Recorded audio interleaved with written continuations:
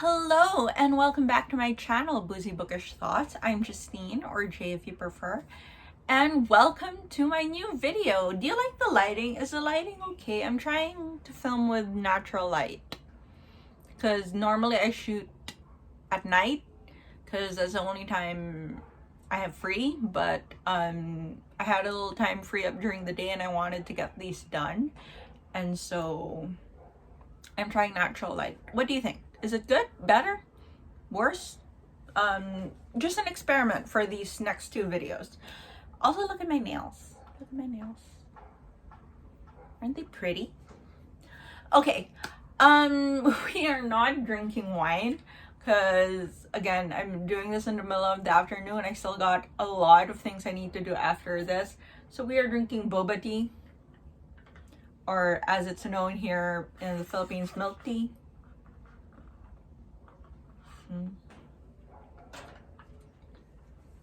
So if I'm chewing, I just realized I'm going to be chewing. Okay. But today's topic, I make it sound so serious. What we're talking about today are my reading goals for 2023. So we are going to start by recapping my reading goals for 2022 and whether or not I achieved them. And then we will move on to the benchmarks I want to hit with my reading in 2023, as well as the books I will be prioritizing for the year. Okay? So for last year, 2022, I had a goal to read 35 books and a total of 10,000 pages. Now, I read a total of 10,324 pages, which is really good, well over my goal. However, at this point, I was not tracking the difference between audiobooks and print books. So that 10,300 something pages includes the pages of books that I actually listened to as audiobook. So it's a bit wishy-washy because I didn't track the difference, because at the start of the year, I didn't set a goal for audiobooks because I hadn't been reading audiobooks until recently. So it's a bit wishy-washy, but I'm still gonna consider it a win. I hit the 10,000 pages goal, and whether or not I listened to it or I read them, I did finish reading those books, and they were those number of pages. So I did achieve number of pages. What I did not achieve was the number of books in total. I only read 33 books, and that includes that one short story that I read on New Year's Eve, which is really just a cheat to bump up my book list by one. So I read 33 books, which is 2 off from my goal of 35, but is still an improvement from 2021 where I read 32. So that one cheat book made a big difference. It really bumped me up beyond my 2021 achievement. So all good. I'm not disappointed with myself with my reading. And really, you shouldn't be disappointed in yourself regardless of how much you read or how little you read. I know some YouTubers read over 100 or even 200 books in a year, and I'm never going to be one of those.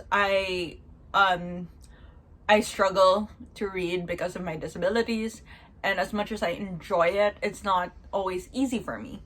So at the same time, I do want to push myself and challenge myself every year. So each year I try and set a higher and higher goal of the number of books that I'm reading.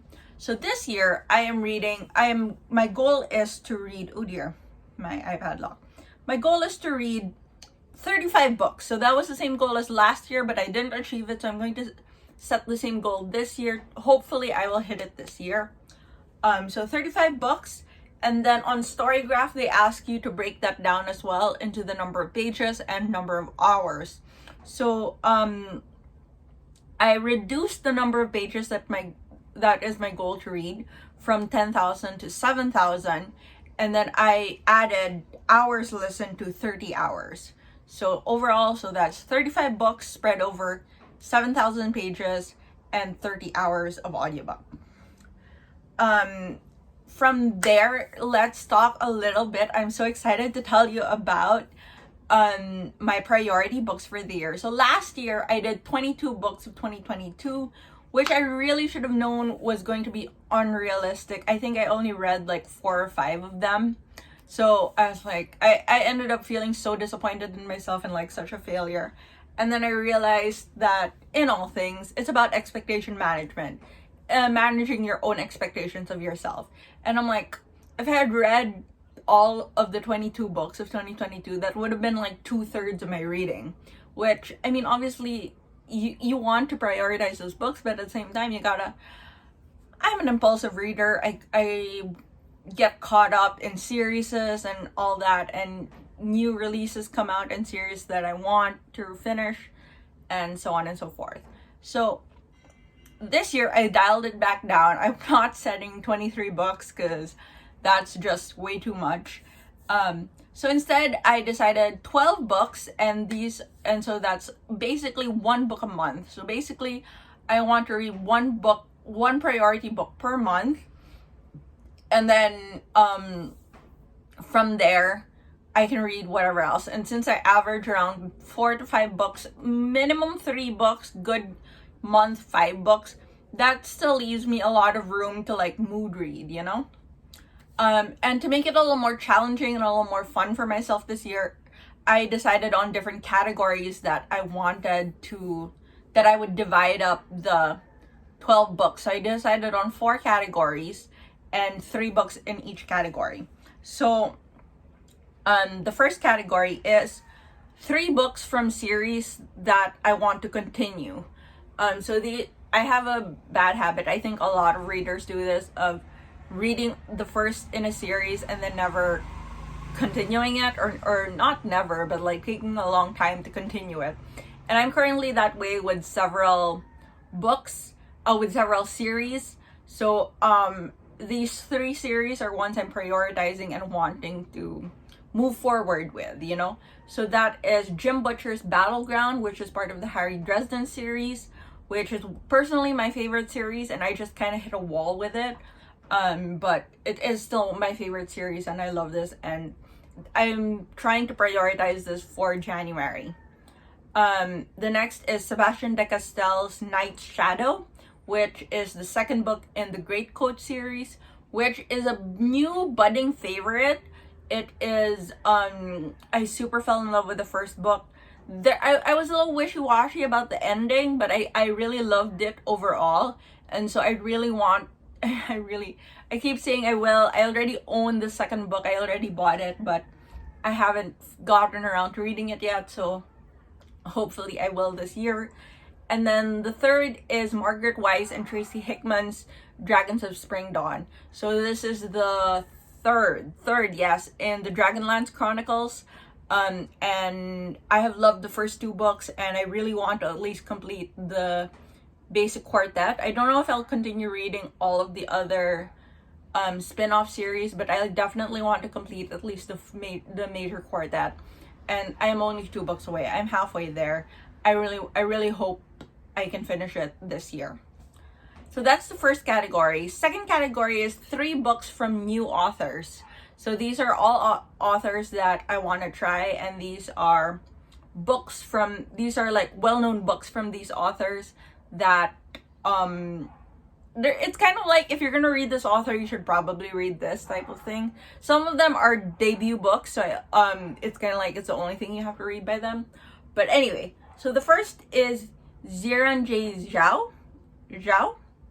I'm pronouncing it how a Filipino would pronounce this, but I'm not sure if there's a different pronunciation. I'm sorry. Zhao or Zhao? Iron Widow.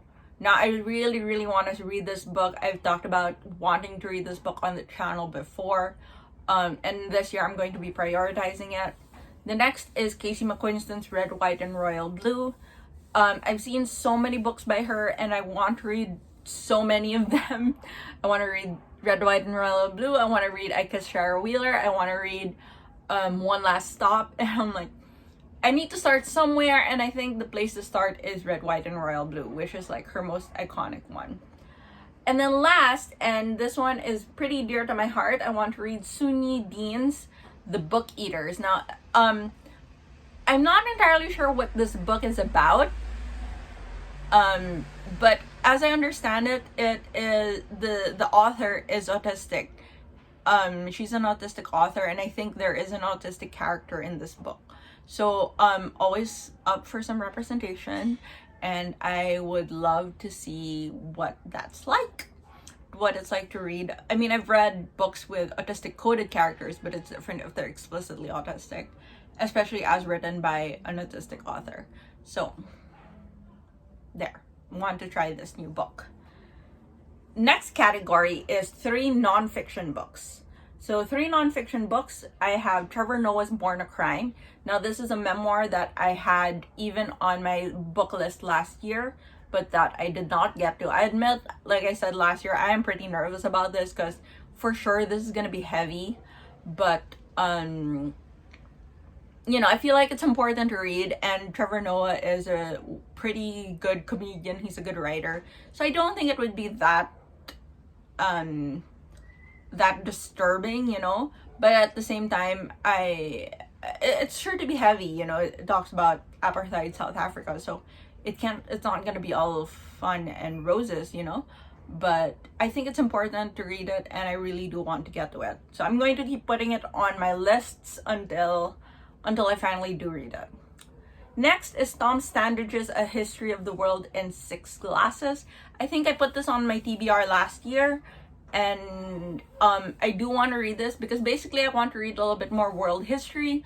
I want to read a little bit more about things that happen in the world, and I think this is such a cute way of looking at it, and a very interesting way of looking at trade and industry and all that fun movers and shakers in the world. So there. The last is Eric Garcia, We Are Not Broken. This is another, I'm not sure if it's a memoir, or I think it's a memoir. I think it's more memoir than self-help, and it is again written by an autistic author, and it is but I think it's targeted towards or not necessarily neurotypical, but holistic audiences. But it's still obviously good for autistic readers to read it and see how they feel when they read the words of fellow autistic. So there, I'm trying to read more nonfiction, and those are my 3 priorities. So if I don't read any other nonfiction this year, at least I want to read those 3. If I do that, that's 6, so 3. The last are 3 classic books.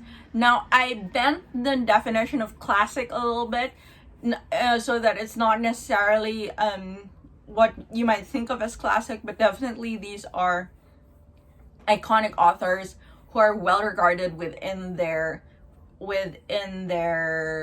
genre, and are like some of these might be considered modern classics rather than classics. But anyway, so the first is Sylvia Plath's The Bell Jar. I am a little nervous about this again, especially because I am my mental health is a little bit up and down right now, but I'm hoping to pick this up on an up, and hopefully it won't trigger a down, but let's see. But I hear such good things about it, and at the same time, as much as I don't want to trigger a down, I do want to also try and understand myself a little bit better, and maybe reading the words of Sylvia Plath and going through the emotions that this book will elicit is a good way to do that. Next is Octavia Butler's Bloodchild, another heart-wrencher from what I hear, but I do want to read this, and this was on my list of books again last year, and so I didn't get around to it, and so I definitely want to prioritize it this year. The next is, I'm debating between the last book, so leave a comment down below on whether the last slot in the last category, this is the very last slot in the last category, whether my priority book should be F. Scott Fitzgerald's The Great Gatsby or Jules Verne's 20,000 Leagues Under the Sea. So those are the 2 options. I haven't finalized it yet. I say right, I keep going between the two. Right now, I have written down here, I said The Great Gatsby. But at the same time, I'm kind of like, I've started it how many times and not enjoyed it any time. As much as I enjoy Fitzgerald, I like his short stories a lot, but reading The Great Gatsby is just pretty meh for me. Whereas I remember really enjoying reading 20,000 Leagues Under the Sea. So tell me which one you think I should prioritize, and then leave a comment on your thoughts on my other books. And yeah, what do you think of my priorities for this year, as well as my challenges? What are your priorities and challenges for the year? Are you trying to improve your reading? Trying to expand your reading? Are you going deeper or wider? There's so many ways to challenge yourself with reading and trying out new genres, new authors, new styles, and so many ways. Whether it's just adding to your body count or if it's adding to the diversity in your reading. All of these are ways to challenge yourself. And what's fun with reading is that there's no losing. There's no losing. I mean, even if you read a bad book, that just means you can still talk about it and you can critique it intelligently, you know. Maybe that's why I'm such a gotta finish what I read person. But there you go. Those are my priority books for the year and my reading challenges for myself. I hope you will fill me in on your own reading goals for 2023. And until then, cheers!